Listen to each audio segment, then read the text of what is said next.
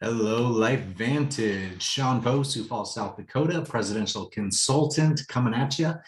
This is going to be on the enhanced compensation plan for Lifevantage. We're going to walk through a real brief summary of the consultant path. So let me share my screen.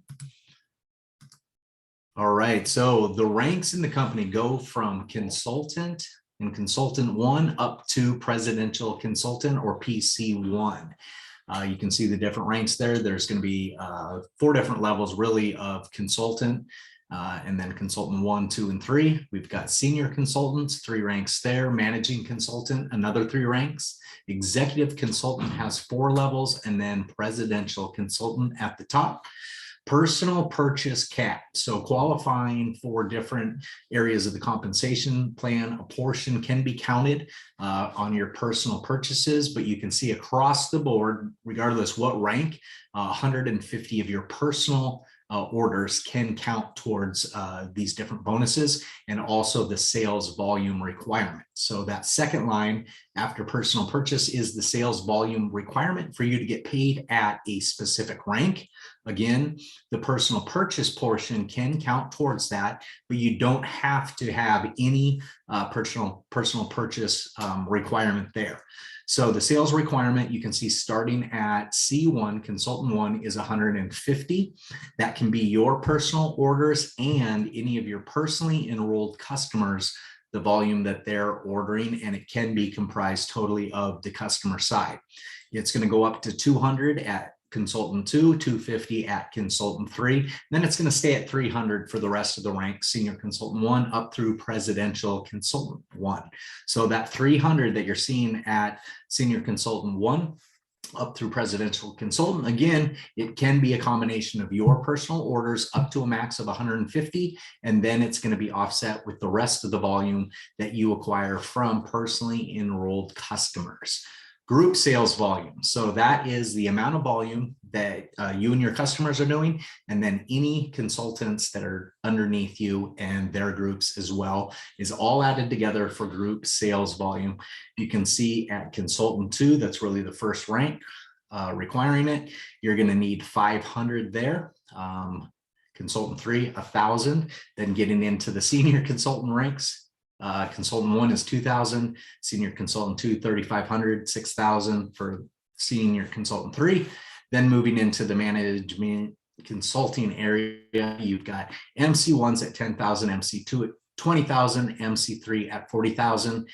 EC1s are 80,000 in the executive consultant area, 150,000 for EC2, 300,000 EC3, 600,000 for EC4, and then presidential consultants, 1 million in group volume. So all of that volume is needed, but then there's also a maximum that you can take from a given leg in your organization. A leg is simply either your basket of customers, that's going to be one group that can be considered in your volume, and then any personally enrolled distributors that remain frontline to you, they will start a new leg in your organization. So let's say you have your group of customers here, maybe it's 10,000 in volume in customers, then you've enrolled Amy, Bob, and Craig. So Amy and anything underneath her is going to be one leg in there.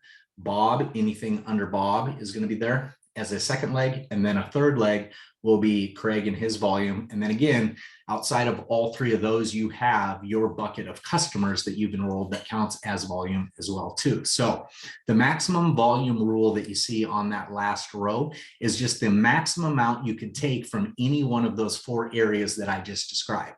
So at consultant 3, let's say you have 750 in customer volume, then you could count off of Amy 250 of her volume to qualify you for C3.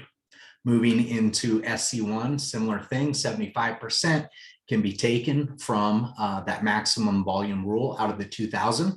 So you could have 1,500 in customer volume, and then maybe Amy has 200, Bob has 200, Craig has another 100. That'd be your 1,500 that you're getting from the customers, and then another 500 from the consultants that are underneath you. You're qualifying as senior consultant 1. Senior consultant 2, max you can take is 2,500 out of the 3,500. SC3, you're looking at 4,000, or 2/3 of the volume, roughly 67%, can come from your strong leg.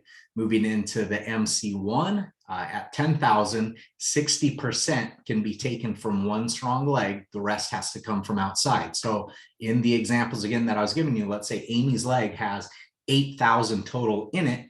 You could only count 6,000 of the 8,000 that Amy has to qualify for MC1.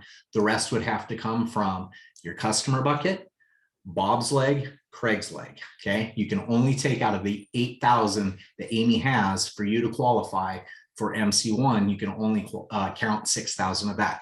Moving into MC2, it's 20,000, so it's 50% that you can take from the strong leg at that point. Same with the MC3. Out of the 40,000, 20,000 can come from one group. So again, let's say Amy's crushing it. She's got 30,000 in volume.